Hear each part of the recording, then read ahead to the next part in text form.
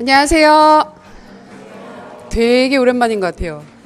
그죠? 엄청 오랜만인 것 같죠? 진짜 고생하셨습니다. 오늘 이 시점에 학원 나오시는 게 사실 되게 힘든 시점이거든요. 대부분 아파요. 대부분 아파요. 아파서 토요일날 끝나고 나서 정신 하나도 없잖아요. 정신 하나도 없고 막 뻗어 있다가 그래봤자 이제 어제고 이제 오늘인 거니까, 오늘 월요일인 거니까 이틀밖에 안 지났어요. 되게 길죠.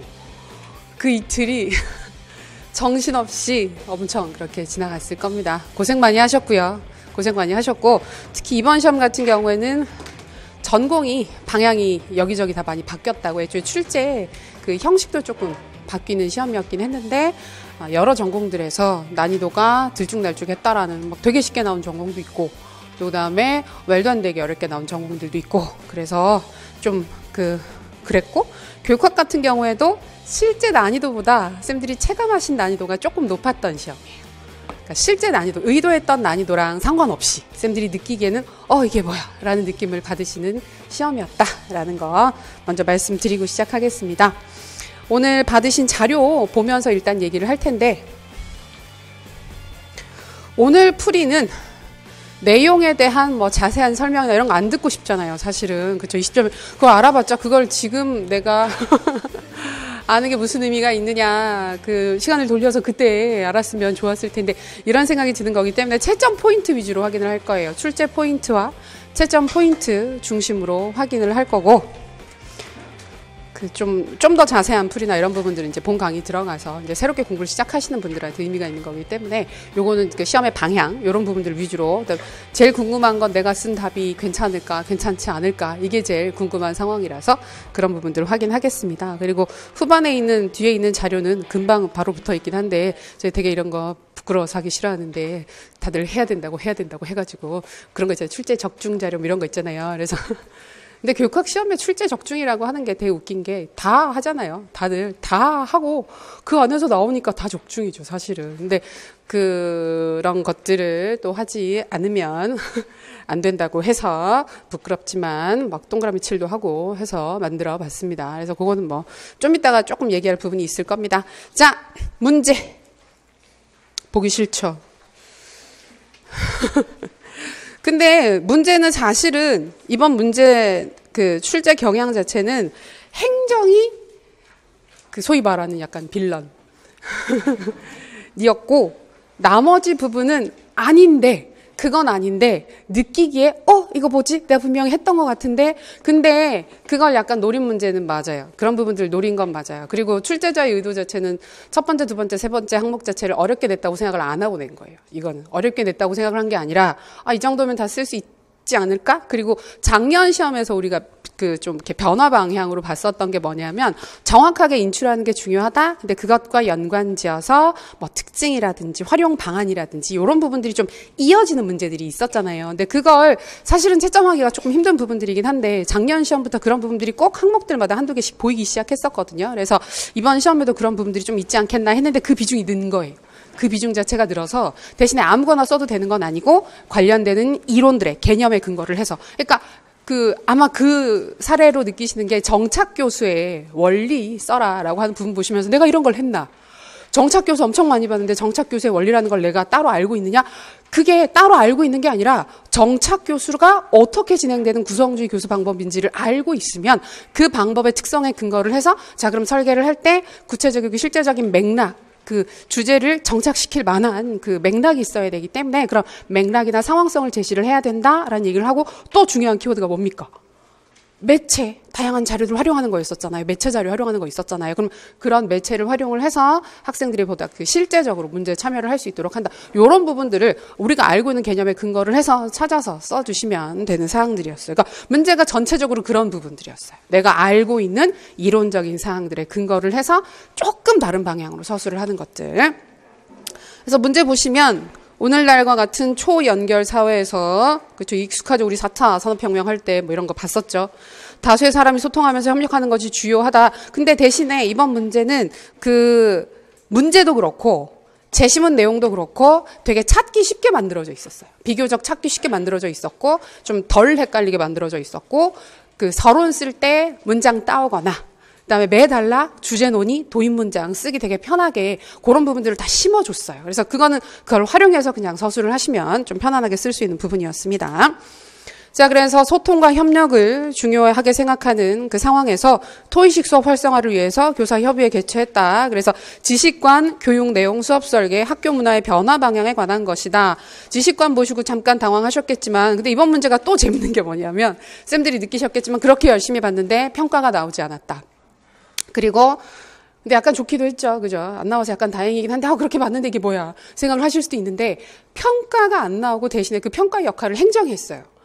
원래는 평가가 담당하는 그 역할을 행정이 했어요. 근데 행정은 예전에도 그런 역할을 했었어요. 예전에. 교육 기획이라든지 이런 부분들 나왔을 때 행정이 항상 그런 역할들을 했어요. 그래서 우리 왜 중반부터 5, 6월 달 수업부터 계속 말씀드렸던 게 행정이랑 평가랑은 중요한 영역이 끝이 없다. 무조건 다 봐야 된다라고 말씀드렸던 게 의외의 영역이 나오면 행정이랑 평가니까 항상 그랬었죠. 그래서 그런 부분들이 보이고 재밌는 게 처음에 지식관이라고 나와 있는데 가만히 읽어보면 구성주의를 물어보는 거예요. 그리고 또 웃긴 게 정착 교수를 다른 항목에서 또 물어봤어요. 그래서 이번 문제가 밸런스가 사실은 깨진 문제예요. 구성주에서 문제가 2개가 출제가 됐어요.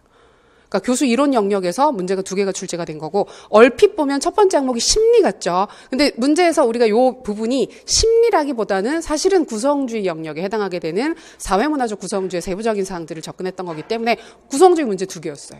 그래서 교수 이론 및 공학에서 문제가 2개가 출제가 된 거고 실제로는 그다음에 교육 과정, 그다음에 행정 이렇게 출제가 된 그 항목이라고 볼 수가 있어요. 그래서 조금 특이하게 나온 건 맞아요. 그래서 다음번에는 아마 이런 식으로 아예 밸런스가 깨져서는 잘 안 나올 텐데 처음에 그렇게 의도를 한 건 아닌데 하다 보니까 토의식 때문에 너무 집중을 하다 보니까 토의 상호작용 그러면 사회적 상호작용이니까 이쪽으로 가고 그다음에 상호작용을 하는데 그 토의의 맥락성을 높이기 위해서 정착 교수 써보고 이런 식으로 이제 흘러가 버린 문제인 거죠. 그래서 조금 구성이 특이하긴 합니다. 자, 주제는 평이했죠. 토의식 수업 활성화 방안이었었기 때문에 게다가 항목들이 그걸 염두에 두고 만들어지는 항목이라서 되게 쓰기가 편했을 거예요. 주제 논의는 되게 골치 아프지 않게 편안하게 쓰셨을 겁니다. 자, 배점 부분 보시면 A 교사가 언급한 비고치키의 지식론의 명칭 이 부분 때문에 되게 많이 고민하셨다고 지식론 내가 비고치키의 지식론을 공부를 했었나 하시는데 저희가 이거는 비고치키 할 때도 가볍게 삐아제랑 항상 비교해서 보잖아요. 비고치키 삐아제 비교를 하면서 지식이 머릿속에서 생리적으로 발달이 되면서 자연스럽게 내재적으로 형성된다라고 주장하는 건 삐아제고 다른 사람들과의 상호작용을 통해서 지식이라고 하는 것이 형성된다라고 보는 게 비고치키라서 인지적 또는 개인적 구성주의와 사회적, 사회문화적 구성주의를 분류를 한다. 이런 인지이론 할 때도 확인을 하고 그다음에 구성주의 할 때 초반에 구분이 되어 있죠. 그래서 그 부분 많이 확인을 했는데 이제 후반부에 다른 부분들 너무 열심히 하시다 보니까 그러니까 뭐냐면 다 쓰고 나서 돌이켜보면 그게 있었지라고 생각날 수 있는 부분이기는 했어요. 아쉬운 부분이기는 해요. 근데 그러니까 비고치키는 그게 어렵게 느껴지실 수는 있었겠지만 내용 자체가 되게 사회문화적 구성주의 쪽으로 가고 있었어요. 제시문 내용이 되게 분명하게 그걸 제시를 해주고 있었어요. 이 지식론에서 보는 지식의 성격 한 가지, 교사와 학생의 역할 각각 한 가지 이 부분은 굉장히 평이하게 물어보는 거죠. 사회문화적 구성주의로 찾으시면 그냥 답은 짜라락 이어져서 나오는 파트였습니다. A 교사 내용을 바로 보겠습니다. 토의식 수업을 활성화하려면 먼저 지식을 보는 관점의 변화가 필요하다. 오케이, 이거 도입 문장으로 활용해서 쓰면 되겠네요. 자, 그리고 교과서에 주어진 지식이 진리라는 생각. 교과서에 주어진 지식이 진리다. 이거는 객관주의적 또는 절대주의적 진리관에 해당하는 사항이고.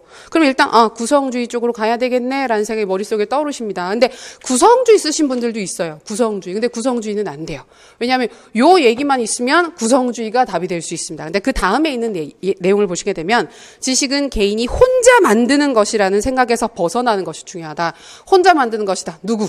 삐아제 인지적, 개인적, 구성주의에 해당하는 설명이 있어요. 그거 틀렸다. 인지적 구성주의 틀렸다. 그러면 다른 구성주의 뭘까? 그러면 이와 관련해서 비고치키의 지식론이 많은 시사점을 줄 수 있다. 요건 거예요. 그러면 개인적 구성주의 아니고 구성주의인 거 뭐야? 라고 물어보는 거니까 사회문화적 구성주의라고 가야 되는 거죠.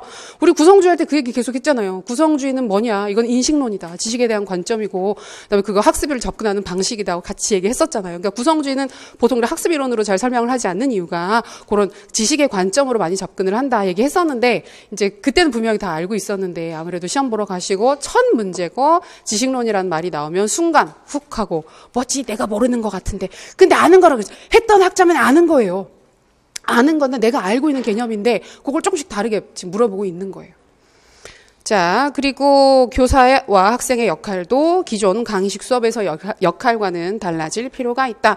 이거는 그래서 이제 사회문화적 구성주에서 교사는 어떤 역할을 하느냐. 대부분 다 조력자, 옆에서 도와주는 역할을 한다. 여기서 가끔 뭐 GPD 얘기 들어가야 된다라고 얘기하신 분들이 있는데 아니요, 괜찮아요. 이 부분은 그냥 교사, 그거 들어가도 되고 안 들어가도 되고 중요한 건 교사가 주도적인 역할을 하는 게 아니라 학생을 옆에서 도와주는, 학습이 일어날 수 있도록 도와주는 역할을 한다. 뭐 스캐폴딩 얘기해 주셔도 괜찮고 GPD 내에 있는 과제에 쓰는 거 다 괜찮은데 일단은 도와주는 역할을 한다라는 거. 그럼 학생은 뭐겠습니까?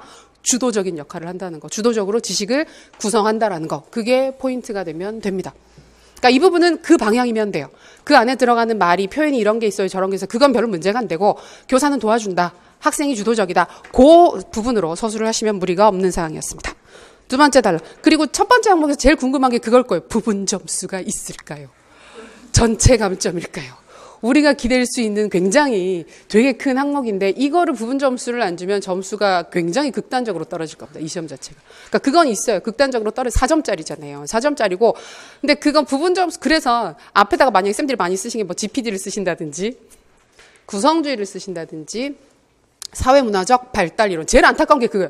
사회문화적 인지 발달 이론이라고 쓰신 경우들이 굉장히 안타까운데 옆에까지 가가지고는 구성주의 안 쓰시고 발달 이론 쓰신 거거든요. 근데 그런 경우는 부분 점수를 줄 것 같아요. 어쩔 수 없이. 그 쓰신 개념 자체가 틀렸더라도 이게 비고치기나 넓게 봤을 때 관련되는 개념으로 접근을 하셨으면 아마 부분 점수를 줄 수 있을 것 같고 아예 다른 이론을 가지고 와서 다른 명칭으로 쓰신 경우에는 아마 전체 감점일 가능성도 있지 않겠나 생각을 해봅니다. 근데 요 부분은 명칭에 사실은 부속되는 활동들이 맞기는 한데 제시문에 주어져 있는 근거들이 생각보다 아주 많진 않았기 때문에 부분 점수가 가능하지 않겠나 하는 생각을 해봅니다. 자, 두 번째 항목.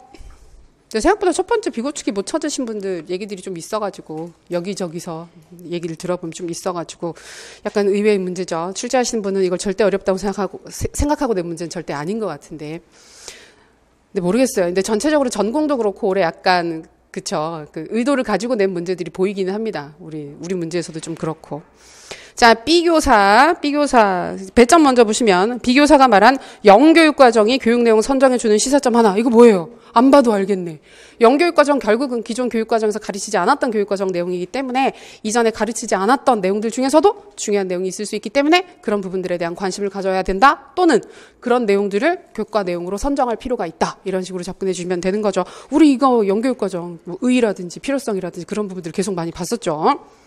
후반부에서 이거 질문하신 분들 되게 많았어요. 왜냐하면 제가 그 9월달 초에 드렸던 자료 중에 8월달 마지막에 드렸던 자료였다. 그래서 이거 빈칸 채워서 정리하세요라고 드렸던 자료 안에 보면 그거 있었어요. 영교육과정의 시사점 2가지 쓰기라는 빈칸이 있었던 부분이 있었거든요. 많은 선생님 2개 못 쓰겠다. 하나는 대충 쓰겠는데 2개 못 쓰겠다고 질문 되게 많이 하셨었어요. 그래서 그런 부분들이랑 바로 이어지는 항목이니까 어렵지 않았습니다. 연결과정 뭐 사실 어렵게 된 건 아니니까.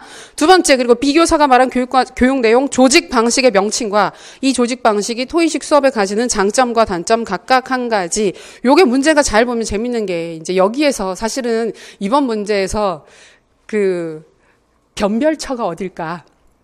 처음에 잘못 생각하면 이거는 행정이 변별이야 라고 생각하실 수 있겠지만 행정 변별이 안 돼요. 이런 형식의 문제에서는 절대 변별. 상대평가에서 문제가 이런 식으로 나오면 행정은 거의 이제 비슷하게 가버리는 문제이기 때문에 행정 파트는 역할을 거의 못해요. 거의 못하게 되고 약간 좀 많이 더 상대적으로 많이 맞히신 것 같긴 한데 지금 교육과정 영역에서 중액교육과정이나 또는 중액형 구조, 중액형 조직을 찾는 파트가 변별처가 될 가능성이 있습니다. 생각보다 여기서 오답이 좀 나왔어요. 오답이 나온 것 같아요. 얘기들을 들어보면 오답이 나온 것 같아요. 그래서 그걸 찾아서 쓰는데 대신에 장점, 단점을 쓰실 때 조건이 붙어 있었어요. 그래서 중액교육과정에 그냥 장단점을 쓰라는 게 아니라 토론식 수업을 할 때, 토의식 수업을 할 때 장점, 단점이 뭐냐. 똑같은 얘기를 하더라도 이게 토의 상황에서 이러한 장점을 가지는 거다. 토의 상황에서 이러한 단점을 가지는 거다. 우리 과정 문제는 항상 그런 스타일이었어요. 작년에도 그렇고. 그래서 요 학생이 요 사례에서 보이게 되는 잠재적 교육과정의 사례가 뭐야. 그러면 외워서 알고 있었던 걸 그냥 쓰면 점수를 안 줬죠. 작년에 그 파트. 안 줬었기 때문에 토의 상황에서의 장점과 단점. 그러니까 다른 걸 쓰라는 게 아니에요. 우리가 알고 있는 그 중액교육과정이 가진 일반적인 장점과 문제점에 대해서 토의가 이렇게 이루어지게 되기 때문에 좋다. 토의에 있어서 이런 부분들이 생기기 때문에 별로다. 이렇게 써주시면 되는 거예요. 별거 아닌데 맥락만 맞춰서 써주시면 되는 거였어요. 근데 과정은 작년의 전례를 보게 되면 채점을 빡빡하게 할 가능성이 좀 있습니다. 과정 파트는 채점이 빡빡하게 진행될 가능성이 없지 않아 있습니다.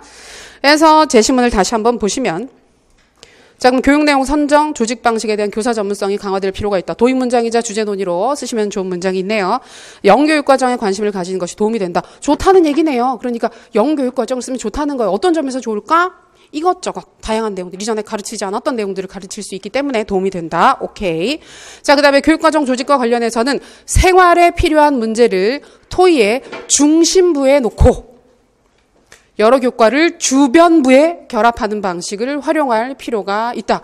중심부, 주변부 결합. 근데 들어가는 내용을 보게 되면 중심부에 생활 문제가 들어가 있고 주변에 뭐가 있어요? 교과들이 있잖아요. 이것이 사실은 생활 문제 중심으로 해서 이제 만들게 되는 중액 교육과정의 사례인데 이거를 드레이크 접근으로 찾으시는 분들이 좀 있었어요. 그래서 지금 오답으로 많이 질문이 나온 거 여기저기서 봤던 거 다학문 써도 되느냐. 다학문은 애매해요. 다학문은 어려울 거예요. 다학문은 어려워요. 탈학문 쓰신 분들이 있어요. 근데 탈학문은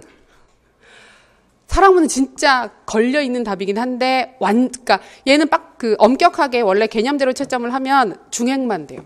중액만 되는 게 맞기는 맞아요. 그리고 그렇게 채점될 가능성이 사실은 조금 더 높다고 보기는 해요. 근데 정말 넓게 관대하게 채점을 한다 그러면 아마 탈학문까지는 될 가능성도 있는데 이제 그건 이제 부분 점수 쪽으로 아마 가서 될 것 같기는 하고 근데 원했던 답은 중액 교육 과정 또는 중액형 구조, 중액형 조직 다 괜찮습니다. 중액 구조, 중액 조직 다 괜찮아요.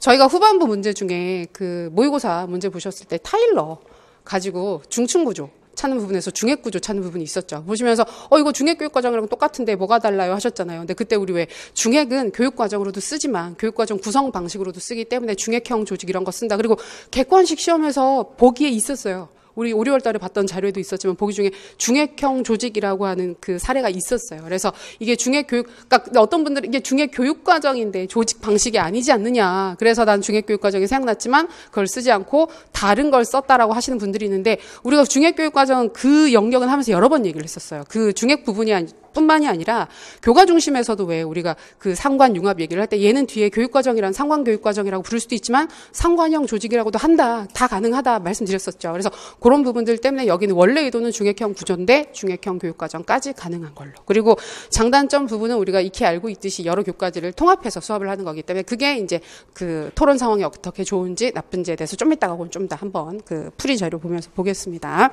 그래서 얘는 부분 점수를 못 줄 거예요, 아마. 그래서 요 파트는 부분 점수가 그러니까 앞에 거랑 좀 달라서 조금 다른 방식이라서 요거는 부분 점수를 주기가 약간 어려워 보이는 항목이긴 합니다. 그래서 어려워 보여서 아마 명칭이 틀리면 3점을 빼시는 게 통째로 빼시는 게 계산에 그 정신 건강상 나을 거예요. 사실은 약간 그런 부분들이 있어요. 그리고 세 번째 C교사. C교사 의견에서 제시된 토의식 수업을 설계할 때 활용할 수 있는 정착 수업의 원리 두 가지 아까 말씀드렸던 것처럼 이건 뭐 개념으로 가시면 되는 거고 위키를 활용할 때 발생할 수 있는 문제 두 가지를 써라. 근데 위키가 뭐냐. 쌤들 위키피디아 쓰시잖아요. 위키 쓰시지 않으세요? 쌤들 레포트 쓰실 때 팀 프로젝트 할 때 위키 한 번씩은 걸리죠. 뭐만 검색하면 맨날 위키가 걸리지 않아요? 그래서 위키 걸려서 게다가 그냥 위키가 걸리면 상관없는데 왜 그 나무 위키라든지 그런 데 걸려가지고 잘못 긁어오면 이렇게 좀 있어서는 안 될 표현들이라든지 그런 것들도 막 오고 막 그렇잖아요. 되게 조심해야 되잖아요. 그리고 또 미국의 위키피디아 사이트 들어가서 잘못 검색하면 거기는 정말 우리가 약간 까막눈이다 보니까 영어쌤들은 안 그러시겠지만 왠지 영어로 써져 있으면 다 맞는 말인 것 같잖아요. 그래서 이게 진리인가 보다 이러면서 막 약간 맹목적으로 추종하게 되고 그거 가지고 물어봤어요. 그래서 이게 생소하다면 굉장히 생소할 수 있는 부분이긴 했는데 출제하시는 분의 의도 자체는 대학교 다닐 때 대부분 위키피디아 써보지 않느냐. 경험적으로 위키 써봤을 때 그때 문제점 있지 않았느냐. 그거 두 가지 확인했으면 좋겠다. 그런 의도로 낸 문제는 맞아요. 그래서 이게 혹시나 그래서 제시문에 설명을 해줬죠. 개념을 줬어요. 그래서 정 애매했으면 그 제시문의 개념을 가지고 그냥 이래서 문제점이 있을 것 같아요. 라고 써도 되긴 하는데 요 문제는 근데 약간 함정이 있는 문제였어요. 근데 의도를 한 건지 안 한 건지는 저도 이게 판단이 잘 안 서는데 여기 보면 그 배점 부분을 보시면 위키를 활용할 때 발생할 수 있는 문제 두 가지를 쓰라 그랬죠. 위키를 썼을 때 발생하는 문제 두 가지를 쓰는 거예요. 그런 것 같아요. 근데 제시문을 읽어보면 다른 얘기를 해요. 자, 제시문 보겠습니다. C교사. 토익식 수업 활발하게 이루어지기 위해서는 수업 방법, 학습 도구 달라져야 된다. 수업 방법이 정착 교수고 학습 도구가 지금 위키입니다. 그러면. 근데 우리가 이 위키는 사실은 위키피디아가 대표적인 사례가 되는 거지 위키피디아만 위키인 건 아니에요. 그러니까 웹 2.0이라고 해서 그 이전 시대에는 일방적으로 우리가 인터넷을 통해서 정보를 그냥 받았다고 한다면 웹 2.0부터는 이렇게 상호작용적으로 주고받는 내가 개입을 할 수 있는 관여를 할 수 있는 그런 것부터를 웹 2.0이라고 하는데 그 웹 2.0의 대표적인 사례가 위키거든요. 위키인데 이게 이것만 있는 건 아니고 위키피디아만 있는 건 아니고 그 외에 유사한 다른 그 도구들도 저작 도구들도 많이 있습니다. 근데 이제 가장 친숙한 게 위키피디아이기 때문에 사례를 들어 놓은 거예요. 자, 그래서 먼저 보시면 다양한 관점과 문제를 탐색해서 해답을 찾아가는 데 있어서 정착 수업을 활용할 수 있다. 여기 보면 다양한 관점에서 문제를 탐색한다라는 부분에서 이야 다양한 관점 머릿속에 갑자기 뭐가 발생화되느냐.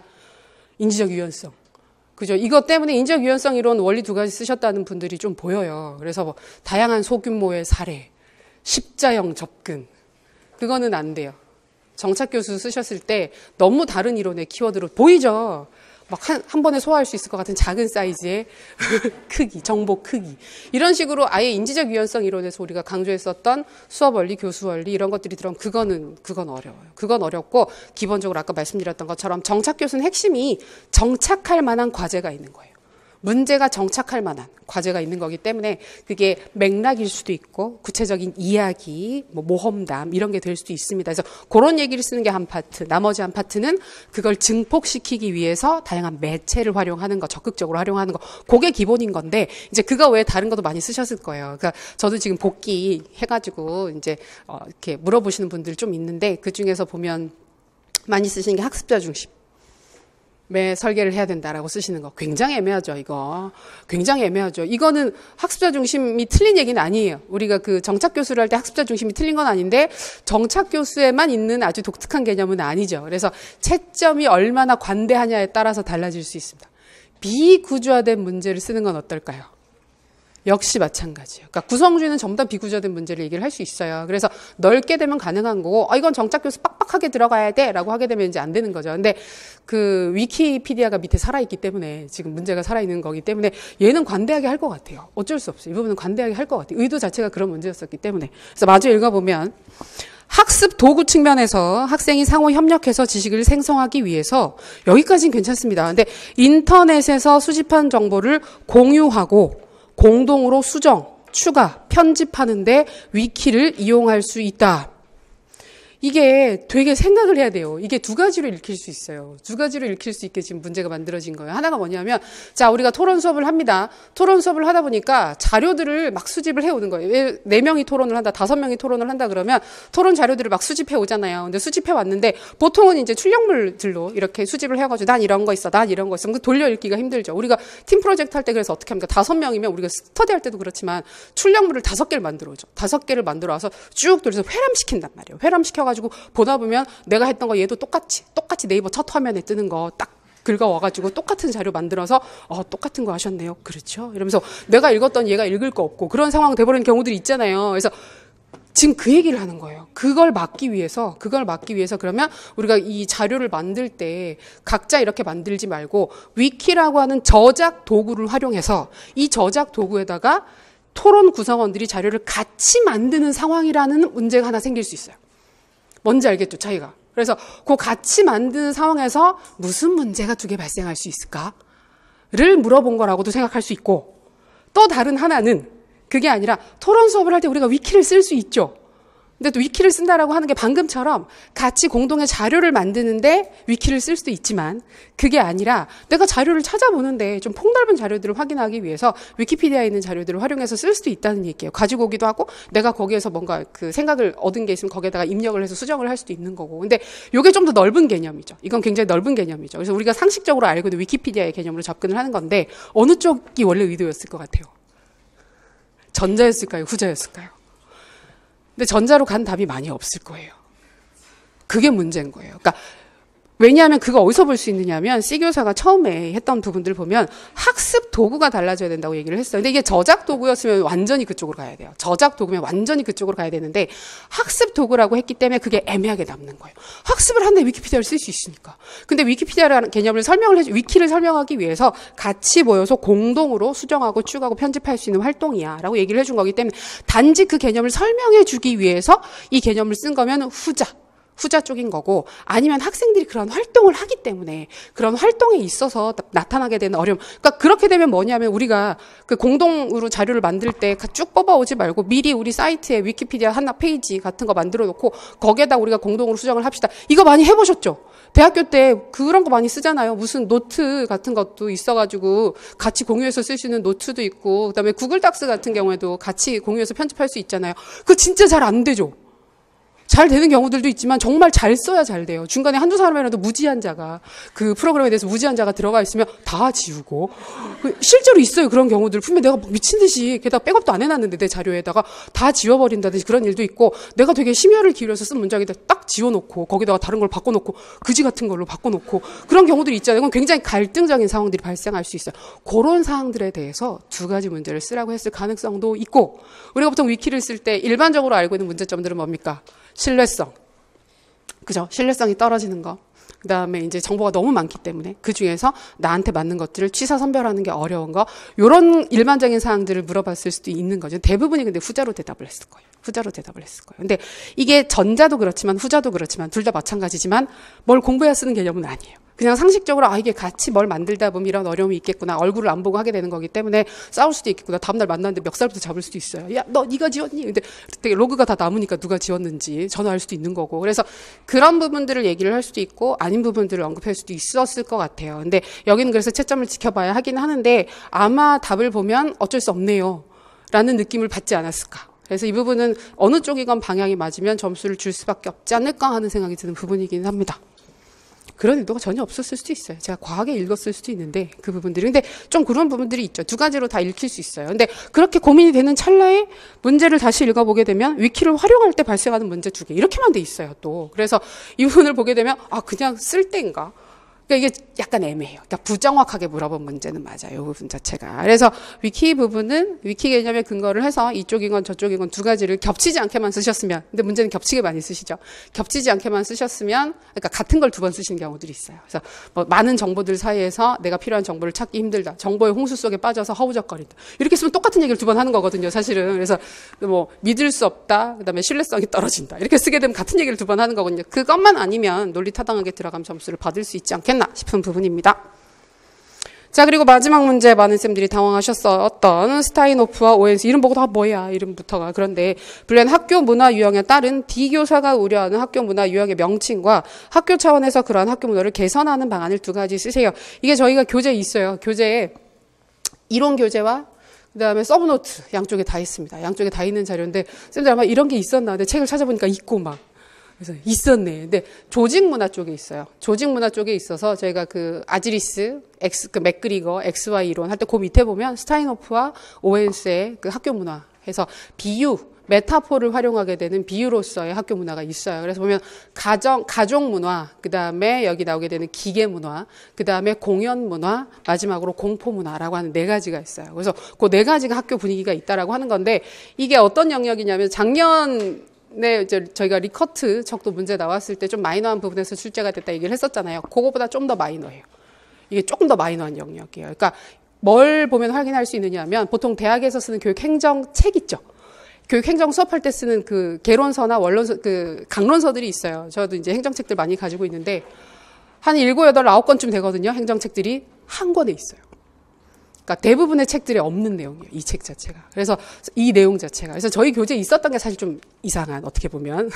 거긴 한데 좀 마이너한 영역은 맞아요. 근데 그 중에서 토론 문화랑 연관 짓기 위해서 요걸 문제를 약간 이런 식으로 따와서 출제를 하긴 했지만 다분히 요거는 문제 자체가 좀 생소한 느낌, 생경한 느낌을 받도록 하는 게 목적이었던 문제에 가깝습니다. 그래서 이건 그래서 아까 말씀드렸던 것처럼 이게 변별이 별로 안 되는 게 상대평가는 적당한 난이도가 있어야 돼요. 적당한 난이도가 있어야 변별이 되는데 이게 게다가 또 뭐가 문제냐면 이 문제가 애매한 부분이 그래서 그 명칭을 찾으라 그랬잖아요. 찾으라 그러면 요게 이제 그 이론의 근거를 해서 찾으면 그냥 기계 문화예요. 심플하게 기계 문화로 찾을 수 있어요. 그러니까 수단화하고 도구화해버리는 문화이기 때문에 기계 부품화한다. 그래서 기계 문화로 찾을 수 있습니다. 근데 문제는 그 다음에 학교 문화를 개선하는 방안 두 가지를 쓰라 그랬잖아요. 이게 정말 이 스타인호프와 오웬스 이론의 근거를 해서 답을 하려고 그러면 이거 답이 정해져 있어요. 이 문제 같은 경우에는. 답이 정해져 있어서 뭐냐면 네 가지 문화가 있었죠. 아까 말씀드렸던 가족 문화, 기계 문화, 공연 문화, 그다음에 마지막으로 공포 문화가 있어요. 이 중에서 괜찮은 게 두 가지가 있어요. 가족 문화와 공연 문화예요. 이 두 가지가 괜찮은 거예요. 그러면 이쪽으로 가게끔 학교 문화를 변화시켜야 한다가 이 이론에 근거한 정답이 돼요. 근데 문제는 뭐냐면 혹시나 저희가 그 가끔 보면 요거 이제 이런 부분들을 또 세부적으로 공부를 하셔가지고 답을 쓰신 분들이 있는데 거기까지는 못 써요.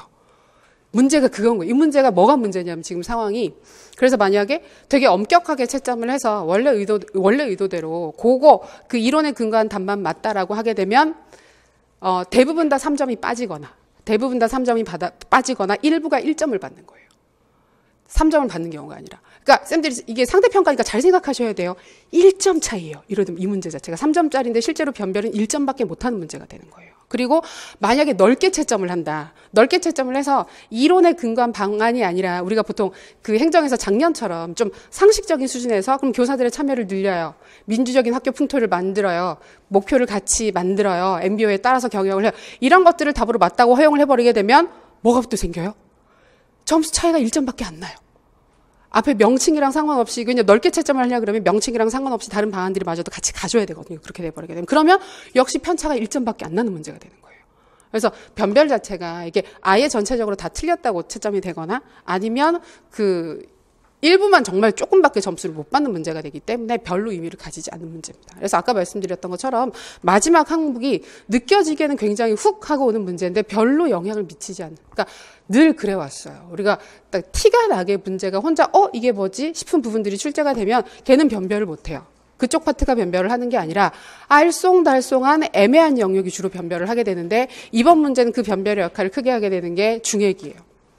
중액이 될 수밖에 없어요. 그리고 정착 교수가 의외로 변별을 할 거예요.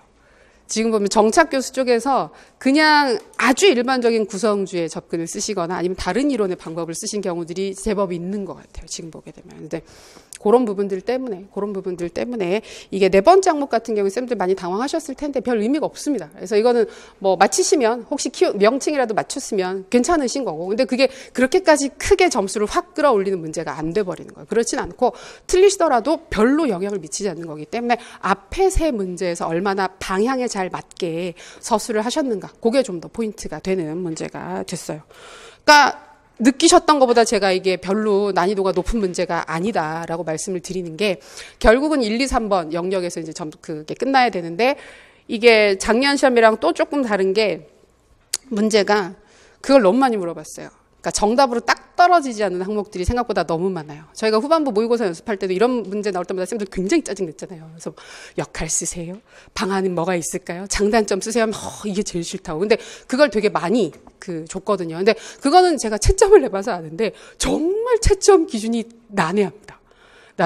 그래서 이거는 채점 폭이 커질 수밖에 없어요. 채점 폭이 커질 수밖에 없어서 그렇게 폭이 커지게 되면 위험해요. 시험 자체가 되게 위험해지기 때문에 채점 자체가 위험해지기 때문에 아무래도 빼는 것보다는 약간은 주는 쪽으로 채점을 하는 게 채점자들 쪽에서 좀 더 안정감을 느껴요. 안정감을 느껴서 점수가 되게 많이 빠지긴 힘들어요.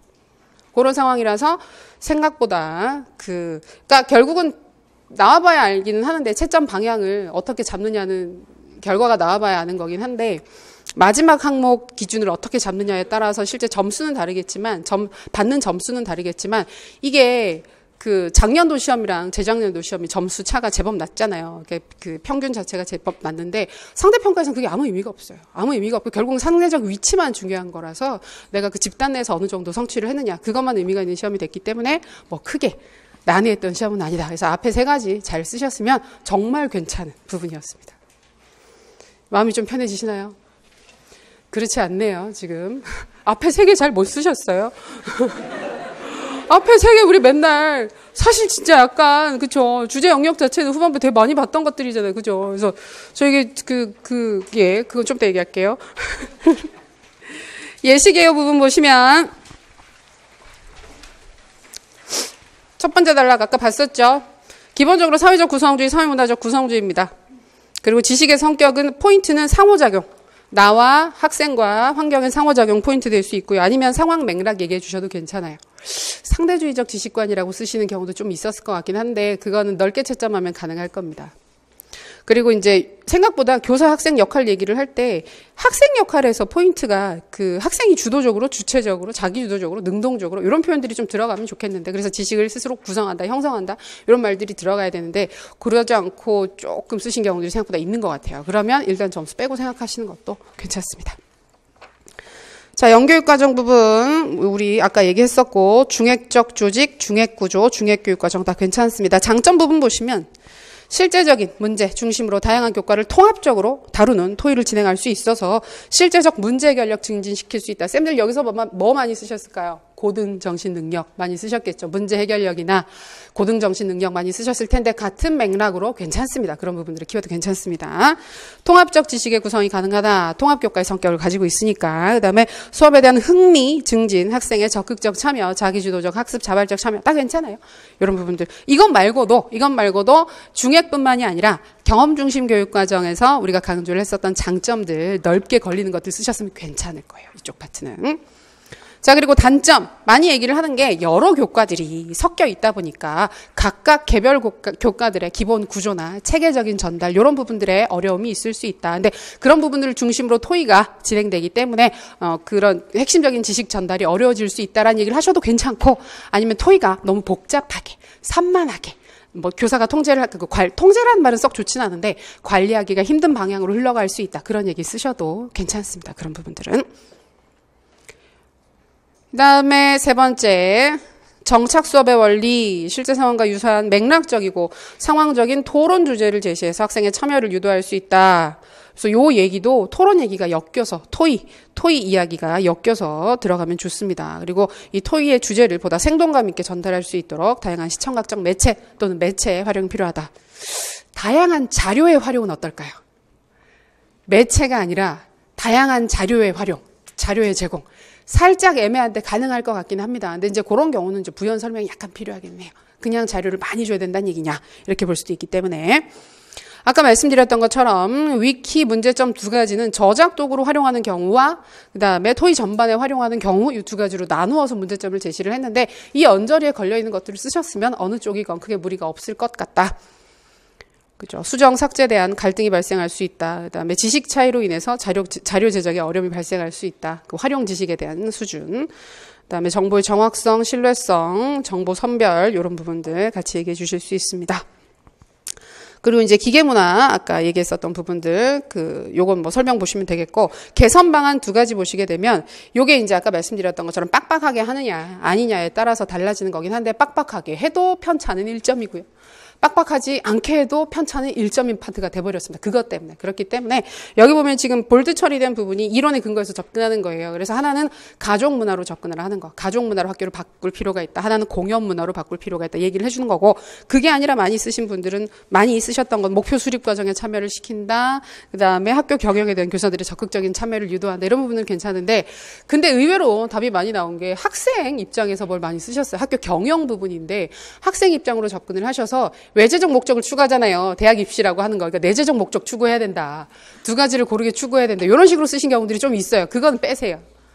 그거는 점수 빼셨으면 좋겠어요. 그러니까 안 되는 건 아닌데 방향에 맞다고 보기는 좀 어려울 것 같으니까 빼고 생각하시는 게 혹시 부분 점수가 들어가더라도 이건 그냥 점수 빼자라는 마음으로. 근데 문제는 대부분 다 그렇게 썼어요. 그러니까 이걸 뭐 공부를 하셨던 분이나 아닌 분이나 큰 차이 없이 비슷비슷하게 그렇게 썼기 때문에 방한 부분에서 그렇게까지 편차가 나타날 것 같지는 않습니다. 예, 그렇게 정리를 했고요. 그래서 나온 김에 저희 쌤들 후반부에 수업 들으셨으니까 기억도 되살려 보시면 뭐가 좋겠습니까만은 저희가 적중 자료 만들었으니까 자랑 삼아 몇 가지만 보겠습니다. 그래서 보시면 아마 그때 다 기억이 나실 거예요, 저희들. 그래서 이건 약간 저도 갖다 쓰면서 약간 구질구질한데 이런 느낌으로 첫 번째 저희 4월 공개 모의고사의 지능화, 가상화, 초연결 이런 첫 문장이 시작해서 야 초연결 비슷한데 이렇게 해서 억지로 끌어와 봤어요. 약간 부끄러워요, 이건. 그리고 비고치 해야 된대요. 이런 걸 해야 된대요. 다 안 했다고 자꾸 그런대요. 그래서 하나도 안 나왔다고 그러고 막 그런대요.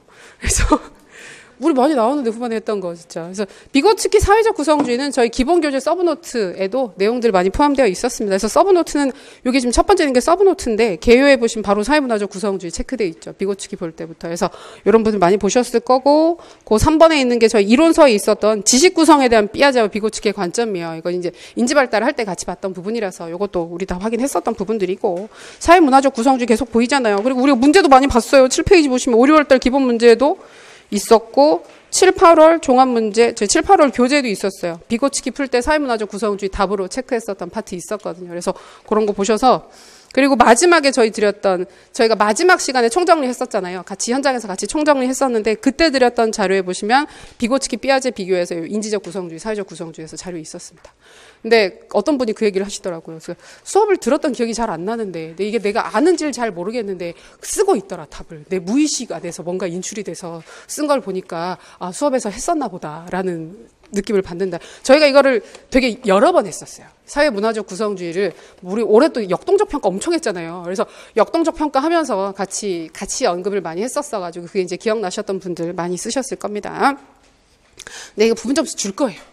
그래서 못 쓴 게 혹시 못 쓰셨으면 안타깝긴 한데 괜찮을 거고 연교육 과정은 저희 91월을 문제에서도 한 번 더 확인했었죠. 개념 가지고 연계하는 거 6월 공개 모의고사에서도 봤고 그다음에 최종 자료 드렸을 때도 교육적 의의 쓰세요 했던 부분 결국은 요게 시사점 쓰라고 하는 거 동의를 했었으니까 아마 이거 보셨을 거고 요 자료도 보셨을 거고 중액은 아까도 말씀드렸던 것처럼 마지막에 타일러 중액 구조도 확인했었고 5, 6월 모의고사에서도 봤었고 7, 8월 그 문제집에 있었는데 보면 환경 오염을 중심으로 교과를 묶어서 수업을 한다라고 해서 문제 사례랑 되게 유사한 사례도 아마 확인하셨을 겁니다. 근데 이건 잘 찾으셨을 거예요.